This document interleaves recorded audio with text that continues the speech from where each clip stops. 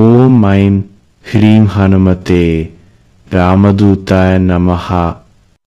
స్వామి హనుమ ఉన్నటువంటి దేవాలయంలో దర్శనం చేసుకోవాలి.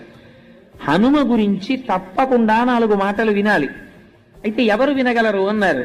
ఎవరికి హనుమ యొక్క అనుగ్రహం కలగాలని హనుమ భావిస్తున్నారో హనుమ బొమ్మ కానీ హనుమ అని రాసి కానీ మీరు అక్కడ పెట్టి మీరు కానీ ఆ రోజున ఉపాసన చేశారా అరటి తోటలో, ప్రత్యక్షమైనటువంటి స్వరూపంతో స్వామి వచ్చి తీసుకుని తీరుతారని. రామాయణం పెట్టగానే కోతులు వస్తున్నాయి మా ఇంటికి, నేను ఏమైనా చేయవలసి ఉంటుందా అని మా ఆఫీస్కి వచ్చాడు పాపం.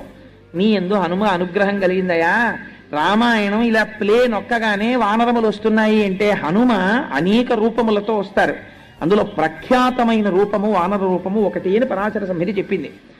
అందుచేత తొందరగా ప్రసన్నుడై వస్తే స్వామి వానర రూపంలో వస్తారు. అందుచేత అరిటాకులతో